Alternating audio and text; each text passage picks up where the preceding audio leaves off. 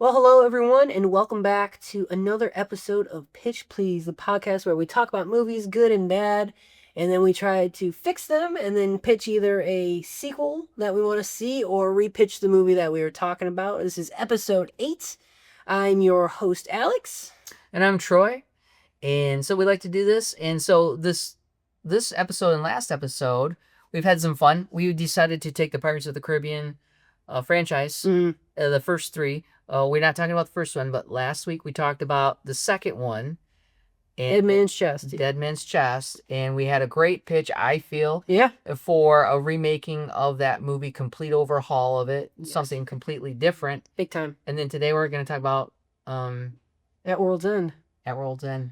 And yeah, so this pitch is kind of a continuation of that pitch because, like these two movies, Dead Man's Chest and At World's End, they're both kind of a continuation and where they leave off. So if you haven't checked out Dead Man's Chest, go watch that one and check out the pitch, or just refresh yourself with the pitch before listening to our pitch of At World's End at the end of this episode. So yeah, because we're gonna make a complete trilogy, and we're going to leave the original by itself, and then we are pitching two of them that will complete a brand new trilogy. Very nice. It's very nice. Yes. Okay. All right, so without further ado, let's go into episode 8 of Pitch Please.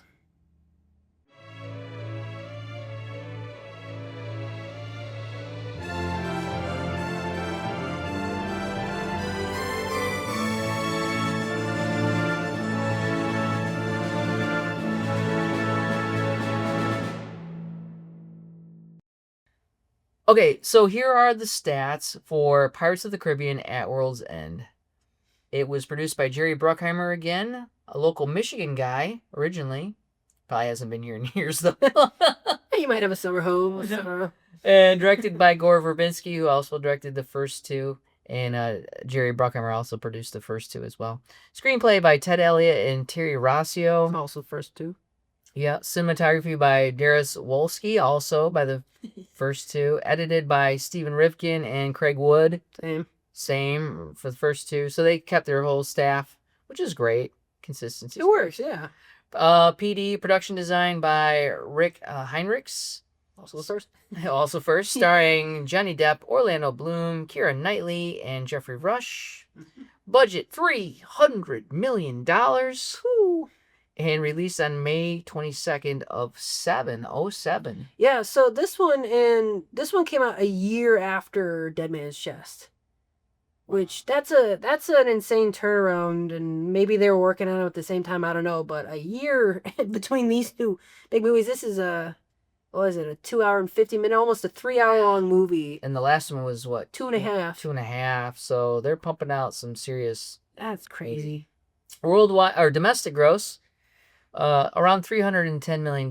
Worldwide gross, just over $960 million. So they came shy from hitting the $1 billion mark on this one. Yeah. And this was a sequel, third in a trilogy of the franchise. Rotten Tomatoes gave this bad boy a 43%.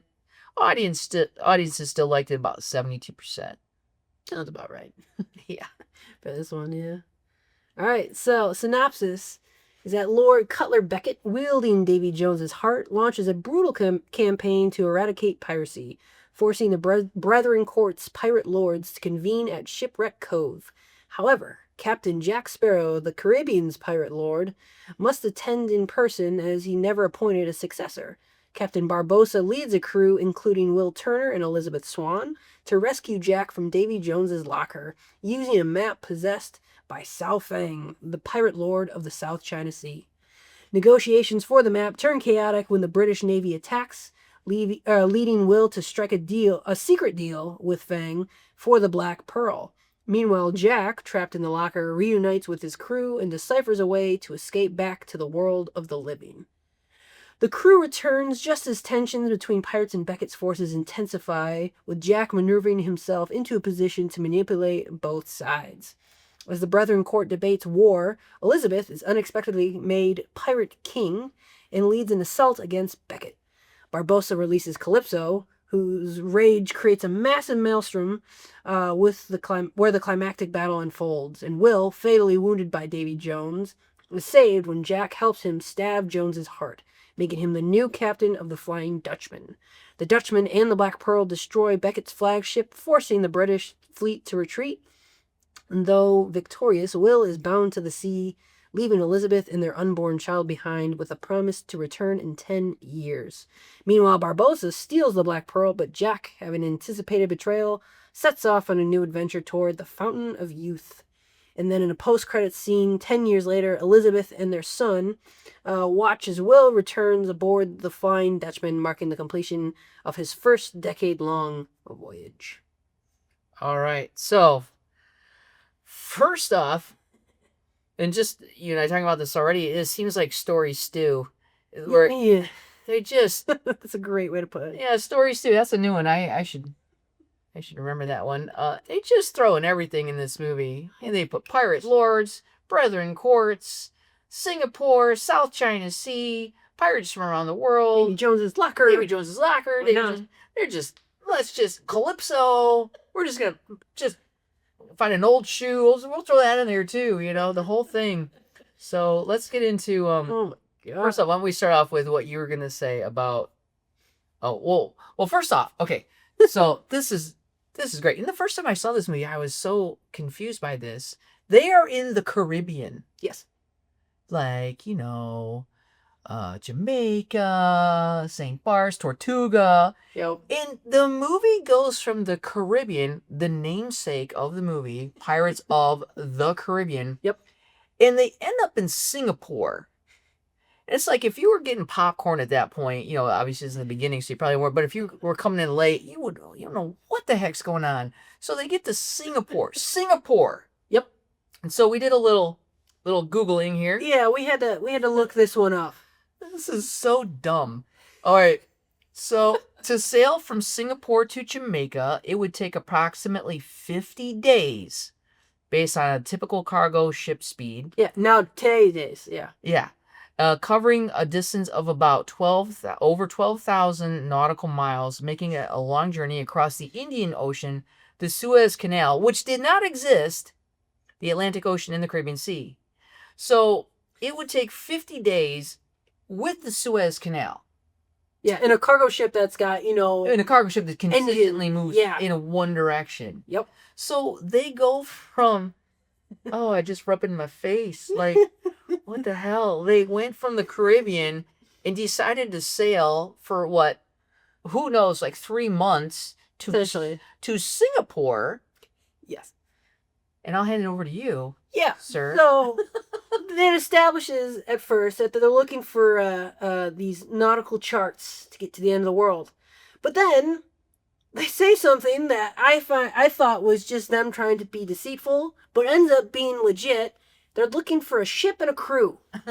My question is, how the heck did they get to Singapore without a ship and a crew? Like, what is happening right now? Did their crew and ship get blown up? Like, did they get abandoned? Like, what happened there? To me, that was the start of one of the dumbest things I've ever heard, because, again, they're pirates. They have a ship. They have a crew. Their crew helps them attack Salfay and their people. And somehow, again, they made it to Singapore. Why do they need a ship? And a crew. And a crew. They have a ship. They have a crew. It made no sense, man. Oh, my gosh. And why would we send them to Singapore? Seriously, pirates, that's not a thing. No. And I think the writers, you know, again, I didn't write it. They got paid a crap ton of money to write this stuff. Yeah, you're darn right there. But the thing is like, are we just trying to tie in? Is it a whole thing where we need to tie in all the pirates from around the world? And that's what ends up being. Yeah. But the next question is why? It's literally the Pirates of the Caribbean is the series. Mm-hmm. So for me, the reason they went to Singapore was because of one line in the first movie. It's after Jack saves Elizabeth after she falls off the cliff. He cuts open like the corset so that she can breathe. And one of the British guys is like, I never would have thought to do that. And Jack Sparrow's like, clearly you've never been to Singapore. That to me is the only reason that they went to Singapore, is that one line that said one time in the first movie.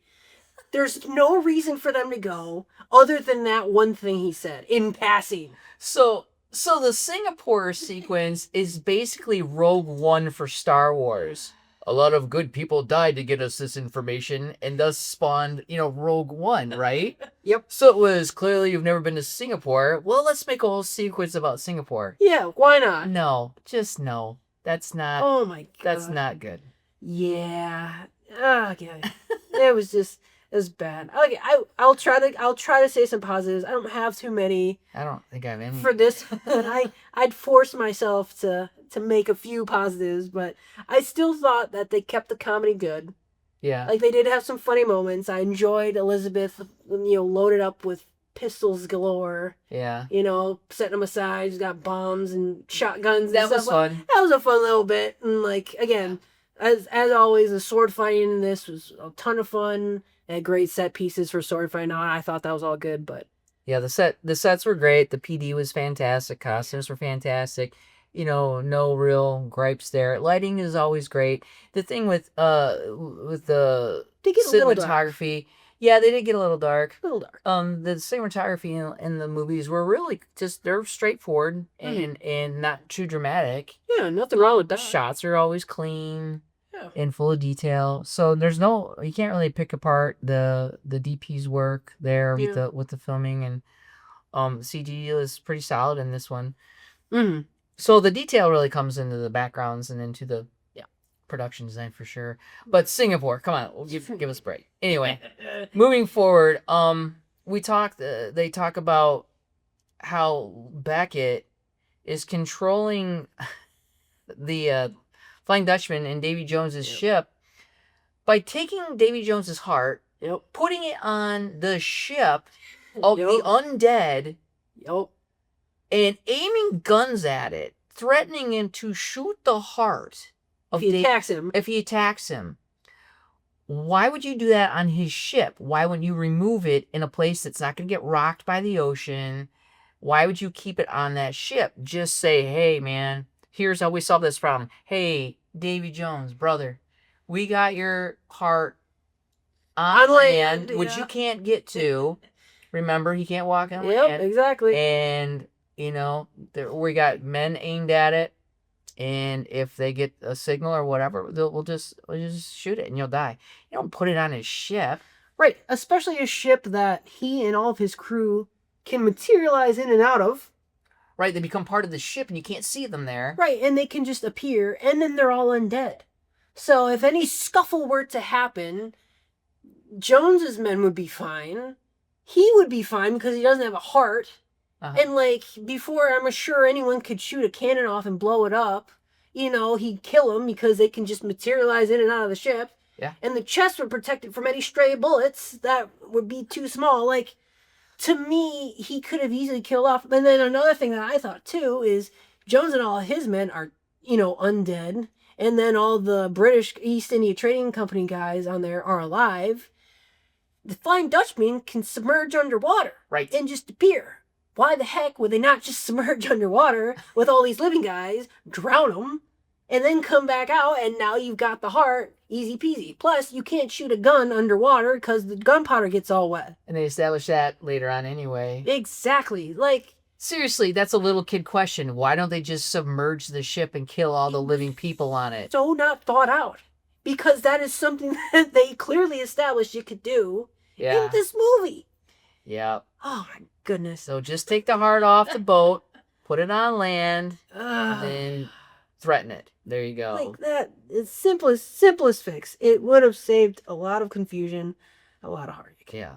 Oh, we also talked about, why is Elizabeth so mopey and avoiding Will, the one she loves? Because the whole point is that she wants to save Will. She wants to be with Will. The last movie was about her finding Will and then getting caught up in this weird thing with Jack. Yeah. Now she's with Will, and they're avoiding each other, and she's all mopey and sad, and so that felt really forced, a forced way to have conflict between the two of them, which there literally was no conflict.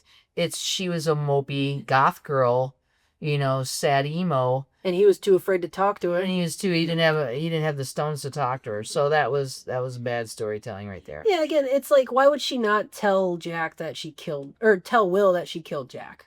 Yeah, why didn't she tell him? Like, there's no reason for her to keep that a secret, especially because she feels guilty about it now, even though she said she didn't feel guilty about it when she did it. And it's like, again, and why would he not ask her about it? It's like, when couples fight, shouldn't they try to talk out their issues? Like, why would you not say, hey, what's wrong? Like, let's talk about this, because I feel like we're not, and again, say better than that. Yeah. Well, and also, now, we're talking about, like, that could have been an actual source of conflict for the two of them. So she says, I killed Jack. That could have really, it wouldn't have probably, but they could have made it so it really upset Will. I can't believe you did that. Why would you do that? Yeah. Now there's, hey, you know what? We've got real tension between the two of them because she confesses she murdered, essentially, Jack. Yeah. And Will is upset by this. He didn't think she would be that type of person. Right. But no, we're just going to have them mopey and avoiding each other. Even though they fought so hard to get to each other the last week. Yeah, and I actually do have in here that Will does get mad about Elizabeth killing Jack and not telling him. And, like, why does Will get mad about that? Yeah, I mean, that's another point is that I can't really say why he would be mad. I understand, like, it could be as a point of contention, but, like, why would he be mad about that? Like, they don't establish that enough. It's like, does Jack have something he needs? It's like, he doesn't need Jack, he needs the pearl. Right. So being upset about Jack being killed, like, that's kind of wasted because he just wants the ship, and he kind of flat out says that later. It's like, I just need the pearl. Yeah. Do whatever you want with Jack. So, yeah, no, like, for him to be mad about it was really weird to me. I mean, he could be disappointed, frustrated, disappointed, because they did start to get along, Right. They had some respect for each other. Mm-hmm. And then we get this odd sequence in Davy Jones' locker, which isn't the ocean floor. Yeah. I mean, it's this place of dry land, and it ends up being, Utah. the salt flats of Utah. So that was really bizarre. It's like Davy Jones's locker, which you would have thought that it was his heart, because his heart was in a locker. His heart was in a locker. Yeah. But Davy Jones's locker is not the bottom of the ocean as we thought. It's actually a whole other world of the undead, which is side of the world. It's the land of the dead. Yeah. And so they had this really bizarre sequence. I think it was padding.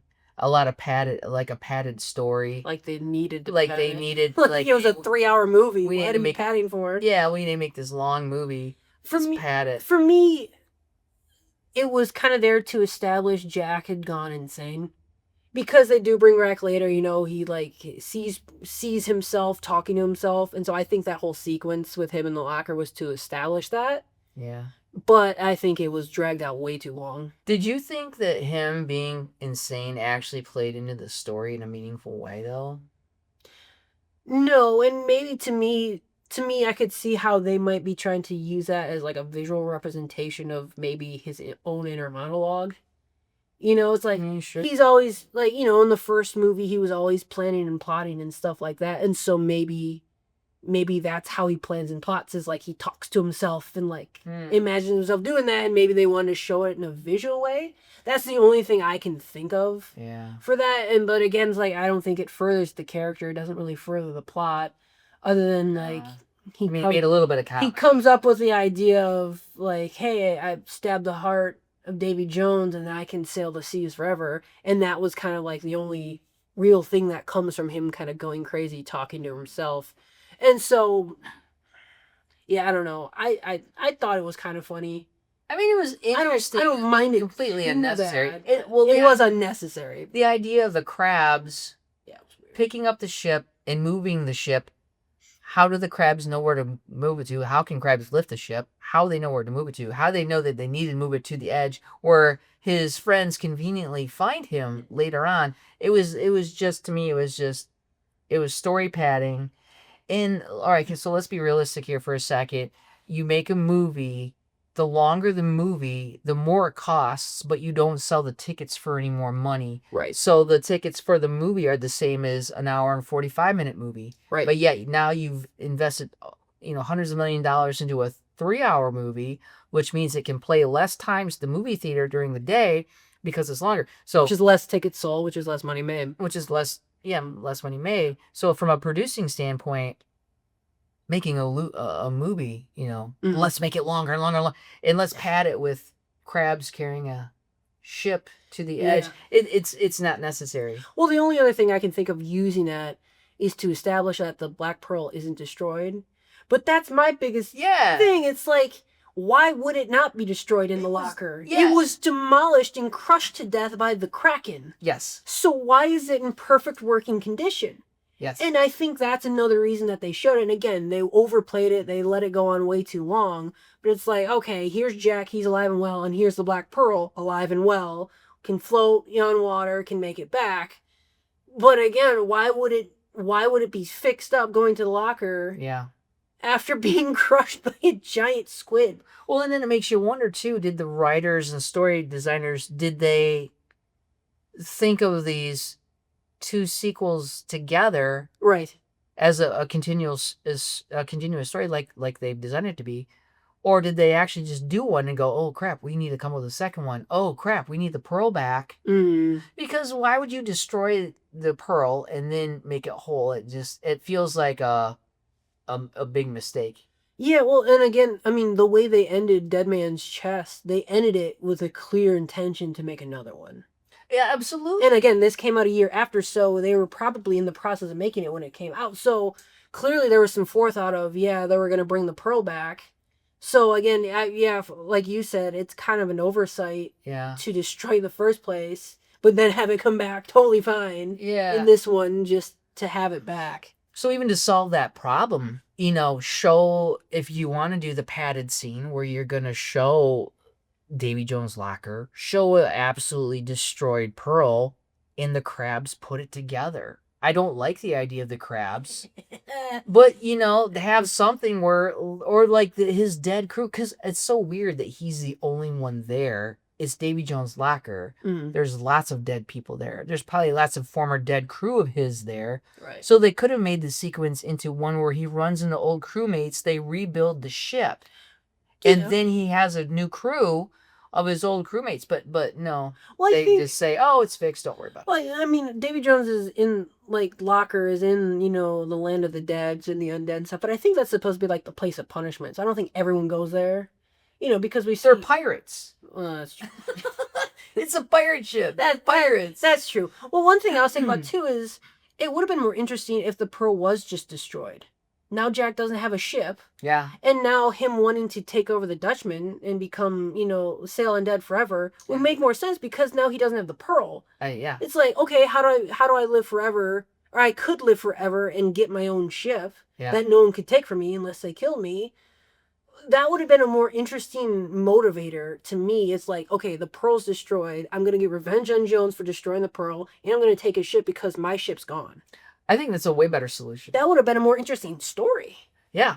And then, of course, it's David Jones's locker, so I'm sure, when everyone comes to save him and stuff, they would have found just a random ship, maybe that hadn't been completely destroyed, that they could then take back into the land of the living, and then they have to trade up ships and try to get better ships. It would have been a way more interesting way to do that. And again, Jack would now have a real reason to go after Davy Jones, because it's like he always wanted the pearl, so why would he want to give up the pearl to become the captain of the Flying Dutchman? Right. Unless the pearl's gone. Well, and also, though, they had a ship to get to Davy Jones' locker. Right, and for some reason that's just destroyed. Get Jack back on that ship. Yeah. Get him back, and then have him go for revenge for destroying the pearl. I mean, that's a way better solution to this whole thing.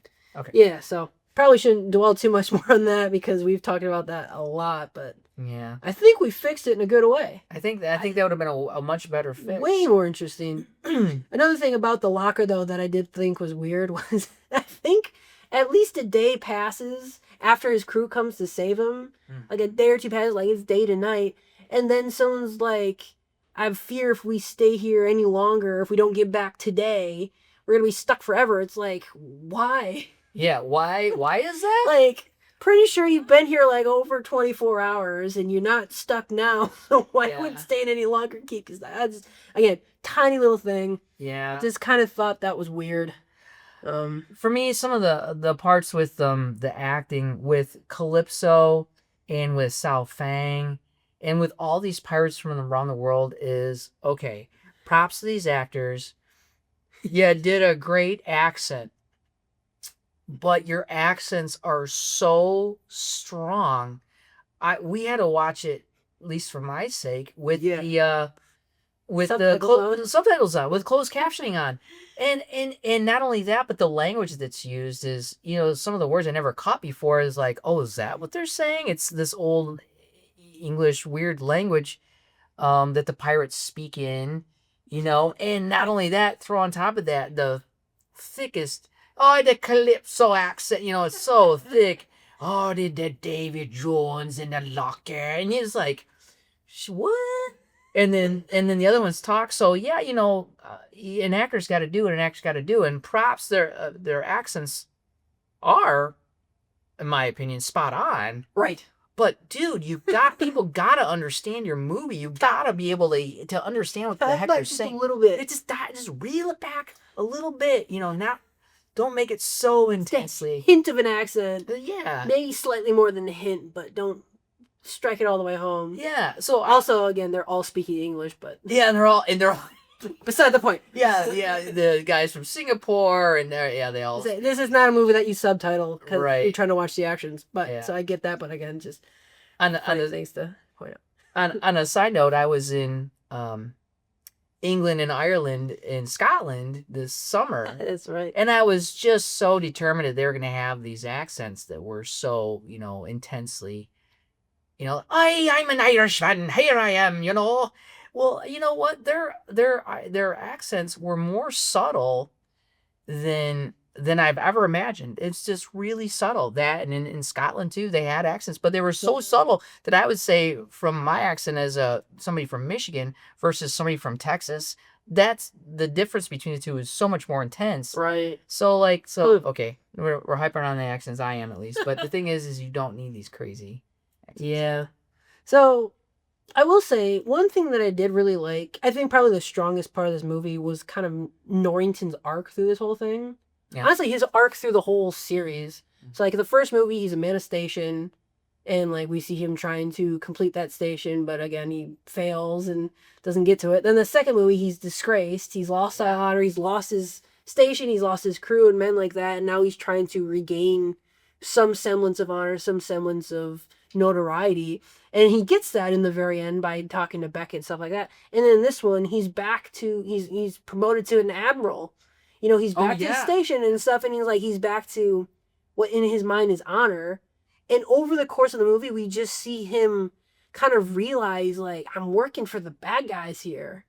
It's like these people don't have honor. He's like, I've been trying to do the honorable thing my whole life, and like now that I'm in this place, I'm realizing like the people I'm surrounded by are not honorable people. The people I'm working with are not honorable, and like I feel like he does end up regaining his honor by sacrificing himself for Elizabeth and, for these guys. And so for me, that was really well done. Just, it was nice to see his arc kind of come to completion.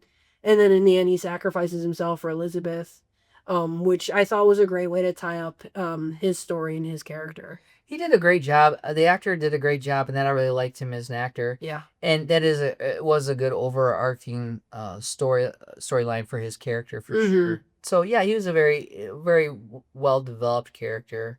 Which was great. We talked about why wouldn't Bennett blow up the ships up? Why did they leave? And then why did they leave the heart on the Flying Dutchman? Yeah. Oh, well, before we get that, because that's kind of the end, one thing that I thought was, again, why does Will think he can save his dad? His dad made a commitment to Davy Jones, offering up his soul for 100 years. Now he's bound to this ship. So the only way that Will can save his dad is by killing Davy Jones, but that would make him tied up to the ship. And he'd have to leave Elizabeth, and he'd leave Elizabeth for his dad, who abandoned him. Yeah, and also says he's not sorry that he abandoned him. Right. He tells his abandoned son, "I'm not sorry I abandoned you." I'd say I'd be lying if I didn't enjoy going out on my pirating times or something. Yeah. He says like, dude, you like the pirating, you like to leave him. Yeah, you liked it. Yeah, so that's a real struggle there too. Is Will has got this hot young girlfriend. Who was into him. He's madly in love with her. Wants to spend the rest of his life with her. Wants to have a future with her. Yep. And then he finds his long lost dad who abandoned him. And now he's like, I've got to save my dad. Yep. And you're going to sacrifice your life worth for this girl, for a dad who abandoned you. And not sorry about abandoning you. And not sorry about it. I don't even know how to fix that. I don't know how to fix that problem because it doesn't make any sense that he would do that. And because he's a guy of honor. Okay, yes, I get that he's a man of honor and he does the right thing. But he's not a complete idiot. I would think, I'd be like, oh, it's like, Dad, I'm here to rescue. And he's like, sorry, son, can't leave the ship. By the way, I didn't mind that I left you and your mom. Okay, Dad, well, nice meeting you. Going back to my girlfriend. It would have been a nice little footnote in the larger story. Like, hey, I met my dad. He's still alive. And yeah, Hale and Nez are getting married. Oh, by the way, I met my dad. Oh, you did? Oh, yeah, he's on Davy Jones' ship. Oh, okay. Well, concludes Bootstrap Bill's story there. It was kind of bizarre. And then another thing that I thought was weird. Oh, well, something that got super confusing was like all the changing plans and like double crosses. They had like 5 or 6 in about 5 minutes. And I couldn't tell you who was double crossing who at one point. Like, I'm not sure who's working for who's made plans with who's betraying who. And like, they kept doing that throughout the course of the movie. It just got so tiring. Right. I'm like, what is happening right now? Everyone's betraying everyone, so why would anyone trust anyone? Yeah. Like, that's the easiest way I can say it, I think, and it sounds confusing even to me. Yeah. Like, what the heck, man? All these betrayals and stuff is just, well, it's just convoluted. And the thing is, okay, so yes, make your story interesting, have lots of beats in there, have lots of ups and downs, twists and turns, but don't drop bomb after bomb after bomb. You gotta let your audience absorb some of these things. Spread it out. Yeah, like you just... Especially in your 3-hour movie. Yeah, so you don't have to rewind it 10 times and say, now, who betrayed who? And then they were... Okay. Yeah, so just space it out a little bit, Yeah, and then when all these, like, double crosses are happening... All these pirates are, like, captured by Beckett and Davy Jones, and they're all being held at gunpoint on the deck of their ships. And then, for some reason, they're just able to talk freely with their other pirate friends, out loud at gunpoint, and they make a plan to escape. Just out in the open, talking, why not? And, like, no one from the other side's doing anything. They can clearly hear them. Yeah. Why the heck did that even happen? How would that happen? Like, they just shoot you all. And why didn't Beckett just kill them all in the first place? Well, that's the little kid question. Why is Beckett holding on to these guys? He wants them. He's literally getting an armada together to wipe them out, to kill them. Right. That's the end game for Beckett. I want to kill all the pirates. Right. So he's got pirates on the ship's deck. You would just shoot the pirates then and there. What are you waiting for? Right. Right, and it's like, he's looking for Jack's compass.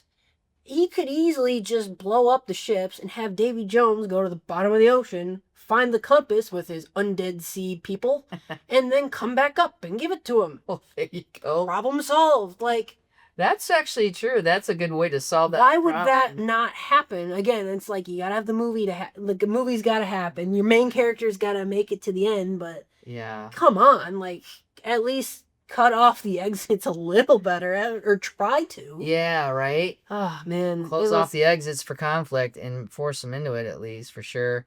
We got a bunch of little things in here, like Davy Jones couldn't pull his arm through the bars of the prison, but then yet he walks through the bars 2 seconds later. What is that all about? Well, my favorites, Davy Jones standing in a bucket of water on the beach.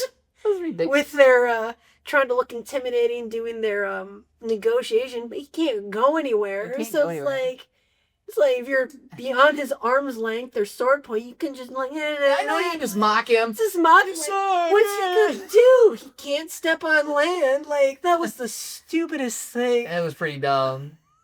And if he needed to go anywhere, wouldn't he have a bunch of his crew like carrying him around in the bucket? Because clearly they can go on land. They established that in the previous movie. Right. Like he would have a giant tub, and they would just carry him around in the tub, not like a busted bucket bottom. Probably leaking. Yeah, it was like a bottom of a barrel. It wasn't even a whole barrel, and he's standing in a broken barrel. Because they were doing this great sweeping shot around him, and you could just see like a bunch of smaller buckets leading up to the big one for him to step in to walk in. Oh my god. Oh jeez. Because again, it's like he can go underwater, and then what's the distinction of land? Like it's not underwater because the beach just goes right into the sea. So it's like, can you walk up to the edge of the sea? You could. Essentially, I mean, that's where the bucket started. But again, it's like that's a convoluted thing in and of itself. It's just like define what the land is. Right. Okay. Oh man. Yeah. Well, and then I got you got a few more than me. But I wasn't really clear on Elizabeth. Elizabeth escalates quickly from being an annoying boss girl. She's not really a boss girl, but she's like very in everybody's face, to being a pirate lord, to being the pirate king. Yeah. Like, he wants to go to war. Like boom, boom, boom, boom, boom. And then she declares that they're going to go to war. Right. And she was calling for war from the start. She was calling for war. And it's like weird. Didn't she just want to marry Will, get away, live a life? And now she wants to fight a pirate war as the leader. And I didn't know, it wasn't clear what her objective was for that. Why did she want to do that? That didn't seem like her personality. Thinking about it now, I think it might be revenge against Lord Beckett because he killed her father. Right. That could be that's like my only thinking of why she would want to go to war against this guy. He killed her dad, and now she wants to kill him for revenge, and so she's going to take all the pirates to go to war. Yeah, but wouldn't an assassin be a better approach? Yeah. How do we kill, do we take all these people and fight all those people? Or be like, oh man, I'm going to get that guy. We got this guy here. Yeah. Little Assassin's Creed action. On the black... Assassin's Creed Black Flag. Black Flag right there. There's your other movie. That's a new movie in and of itself. Right. I would watch that one though. I'd make that one. Yeah, there you go. What else you got? Because that's about yeah. Oh, that's the ending is where, we got issues with the ending, but go ahead, what else you got? Yeah, so I mean, I'm just kind of getting into the ending here. It's like the whole character of Calypso, she like, why does she want to destroy the Brethren Court who want to free her? Like, yeah. So, they talk about how it was the first Brethren Court that captured her and bound her into the human form. Mm-hmm. Not that Brethren Court. Right. They're the ones that are trying to free her. So why is she all like, I'm going to unleash my fury on the Brethren Court after they release me? It's like, well, that's not great incentive for them to release you now. Right. Yeah. Release me so I can kill you all. And then another thing that I thought was really weird is how did she not know it was Davy Jones who told the first Brethren Court how to trap her? Yeah. It's like they spent a lot of time together. Odds are he's probably going to know some stuff about her that no one else is going to know. Mm-hmm. He would be the logical first step of, hey, how'd you figure this out? Did Davy Jones tell you? Yes?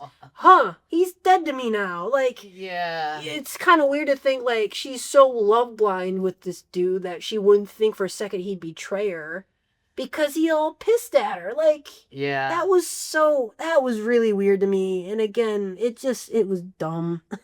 Yeah, their whole relationship was really bizarre. They loved each other, but they betrayed each other, but they...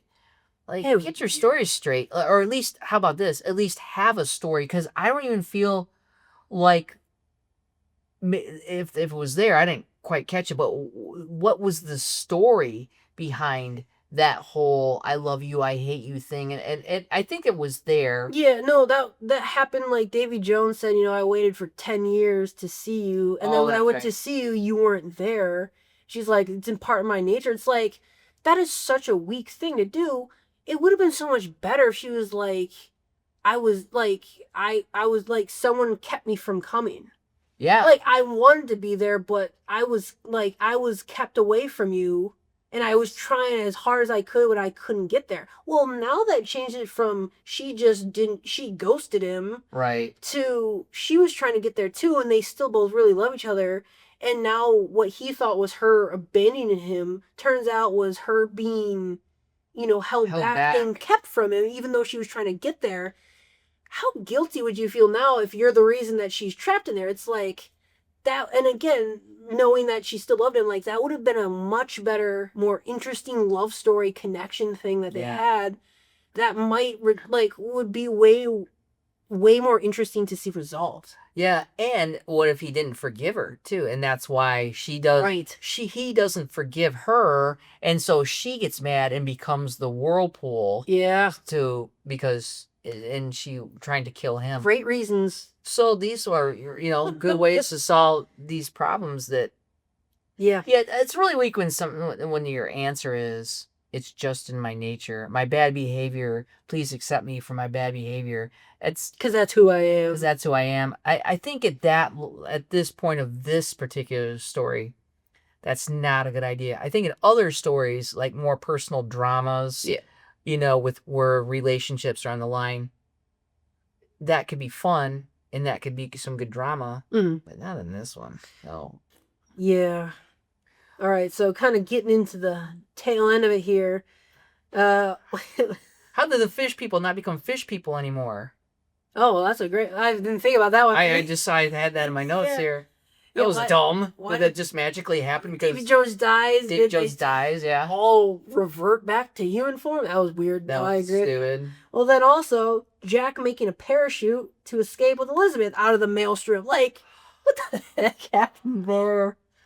Oh my gosh, because, physics is the opposite of what it should be. Yeah. When something is being sucked down why not shoot it way up? Of course, that of course creates air currents shooting you straight up and out of the thing. What? No. Yeah. That was so bad, and they could have figured out a way better thing.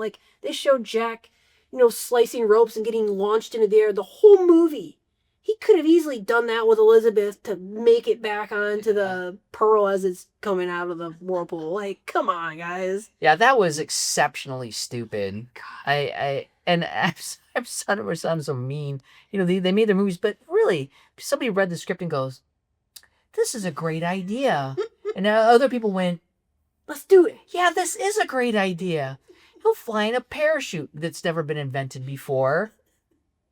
Oh, gosh. Yeah. And then I've just got a couple things left. So, when they get out, Beckett's on his big ship, the Endeavor. Mm-hmm. Why the heck, when the Pearl and the Dutchman are going next to it, why does he not fire on them? Other than the movie's attached to 3 hours now, and we need the movie to end, so we can't do another giant ship battle. Why would he just freeze up and not shoot? And so the idea is that Beckett's frozen in fear, which causes their demise. But let's be realistic here. If people on a warship have enemies on both sides they're not gonna wait for the captain. They're just gonna assume it's firing time. So that was a bit contrived to say he didn't say fire, so they just let themselves get blown into pieces. Exactly. And then another thing too, it's after that ship gets blown to bits, why on earth did the entire fleet leave? They had the advantage. They have way more ships than all these pirates. They turned tail and ran. And they have a chain of command. That's the whole point of having a chain of command. Head honcho dies, okay, next in command is now in charge. You don't just hey, our boss is dead, let's just leave. Yes. Especially when you have the advantage. Again, I think the reason they had him turn tail and leave is we don't need our movie to be 3.5 hours long. Right. So we can't do another massive ship battle, and probably didn't know how to get it so that the pirates would end up winning. So let's turn them back. So let's just have all the in East India trading people just leave. Yeah. And stuff. And again, it was so dumb. It was weak. It was weak. A possible solution there, too, to that, and I'm not saying this is a good one, but they could have done sort of like a time lapse that you see from a wide shot, these two massive ship ship armadas going against each other and start to fire from a distance and then kind of like fade out and then fade into there's wreckage everywhere and the Pearl is standing and so we assume the battle took place and that they were victorious. I'm not saying that's a good ending. I'm not saying that I would do that, but it's better than having all these ships turn around after one ship gets blown up, turn around and is going back. Well, I just thought of something that could have been better. I mean that is a viable option for sure. But one thing I was thinking about too is, again, having both the pirate fleet and the East India Trading Fleet that never amounted to anything other than them just showing up. So what if when Elizabeth's like calling everyone to war, they all just say no, all the pirates say no, and they just stay holed up. And so now it's just the Pearl and maybe like one other ship. Sure. To face off. And then Beckett comes with the Dutchman, and it's just two ships facing off against two ships. I mean, yeah. And then Beckett, maybe they have their negotiations. Beckett's like, my entire fleet is on its way. It's a couple days out.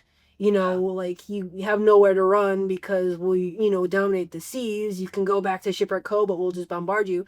And so now, once they defeat Beckett's ship with, the Dutchman and stuff like that, now there's no fleet in front of them. Yeah. There's no pirates behind them. Now the pirates are free to leave Shipwreck Cove before the fleet gets there. Yeah.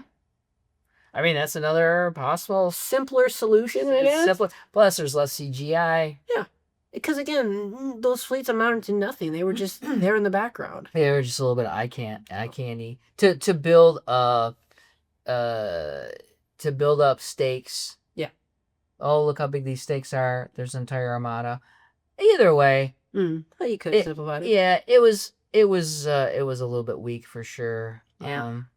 Okay, so like the very ending was just bugged me so much that all Jack wanted was the ship.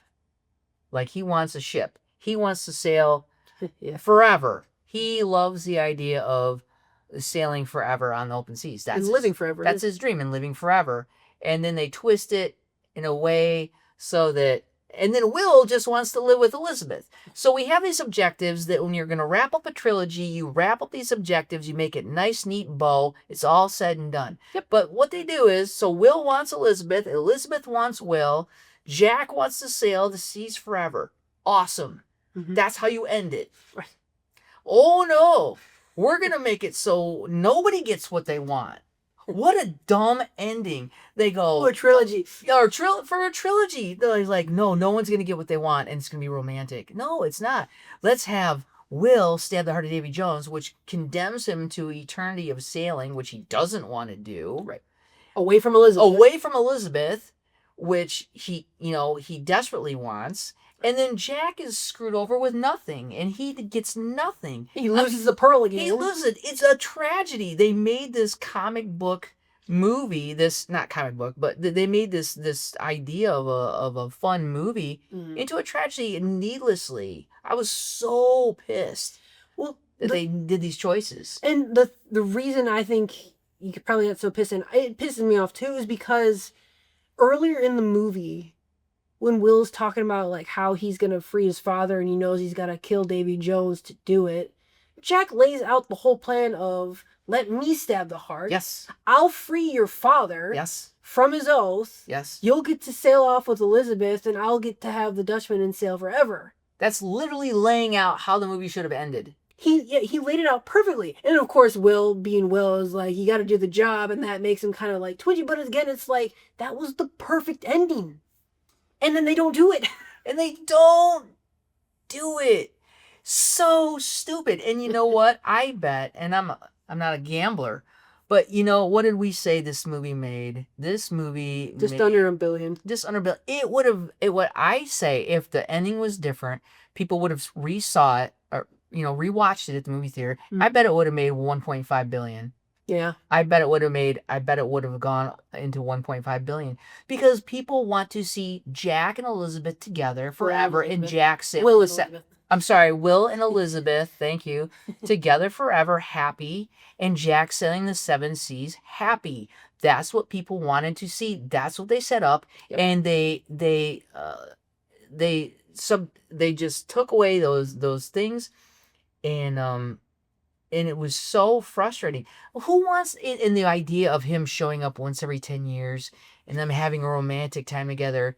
It's such BS. It's so bad. Yeah. Because now he's an absentee father.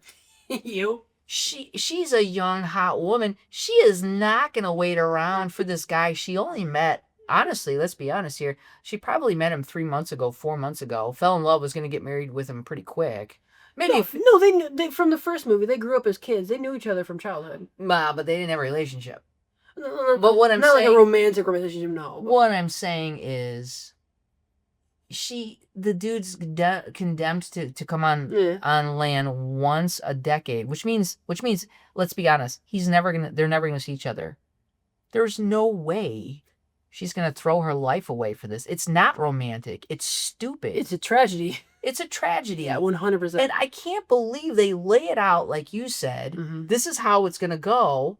Jack lays it out, right? 100. Yeah, he does. He lays it out. The writers literally lay out the ending, and then they're like, no, we're gonna mess the whole thing up. They say no because money, and making another movie after it when they should have stopped at a trilogy. But they could have made another movie because he's got the Dutchman and he can sail around and he can do whatever he wants. Right, but the whole idea, I think the movie after this one is he's looking for the fountain of youth to learn how to live forever. If he was like sailing the Dutchman, he'd already live forever.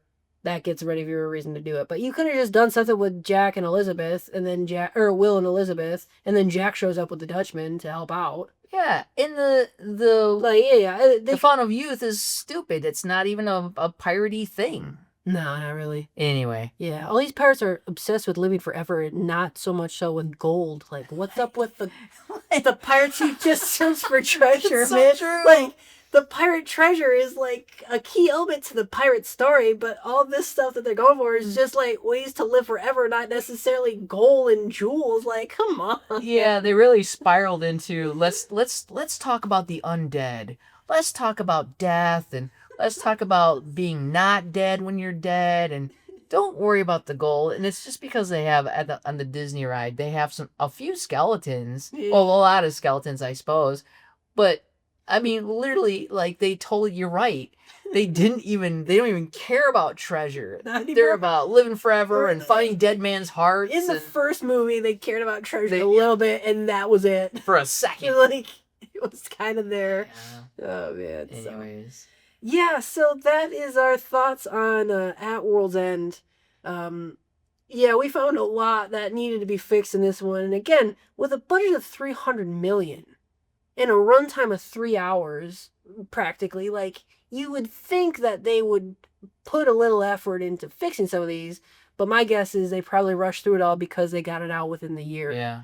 And again, that creates a bunch of problems. I mean, you see that with modern day Marvel movies. They rush them and then people hate them and they're like, why did this happen? It's like, well, you didn't think it through. You rushed your product and just to make some extra cash quicker. Yeah. And now people just don't like it. But again, I mean, like, I enjoy this trilogy. Like, it's entertaining, but there's some ridiculousness that you just... It is entertaining. I mean, and it's not like we're watching, some deep movie or anything. No. So, okay. Yeah.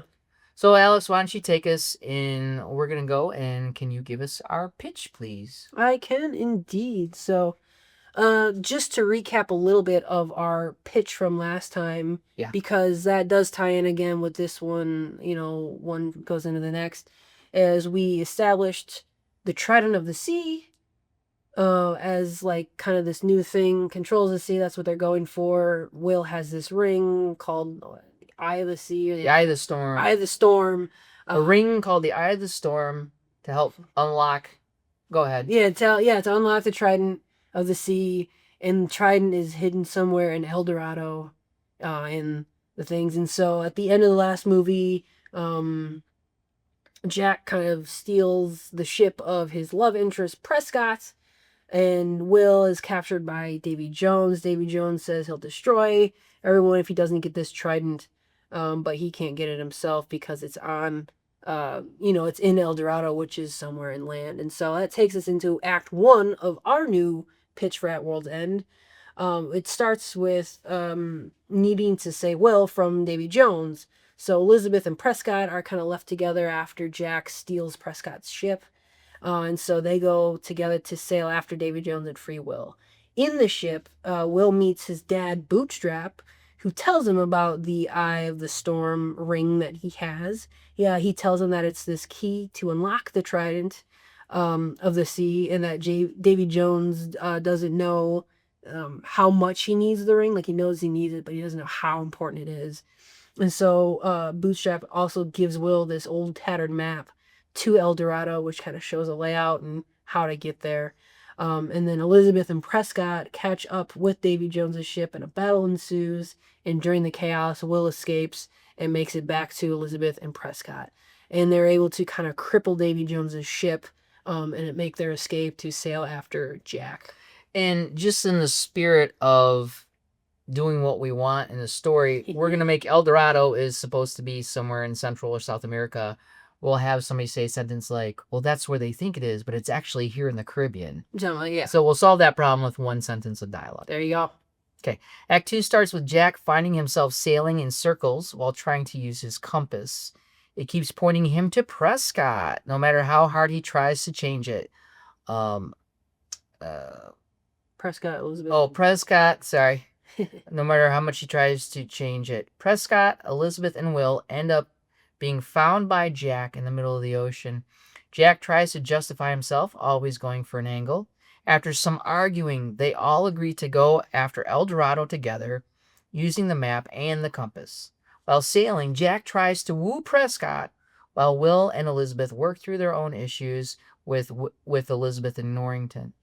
Will challenges Norrington, but before they can fight, they end up arriving on the shores of El Dorado. Yeah, and so this basically turns into kind of a land-based thing on El Dorado, and so as they're going through the land surrounding it, they're discovered by this ancient civilization that's guarding the trident. It has been guarding it for as long as that trident's been there. And so a bunch of different battles and shenanigans ensue as they try to discover the true location of the trident without getting killed. And Prescott ends up getting captured by some of these guardians, and Jack goes to save her. Will and Norrington end up fighting each other while also fighting these guardians. But in the end, Norrington ends up sacrificing himself to save Will and Elizabeth, again, kind of saving his honor and getting them back together and cleaning up that little triangle.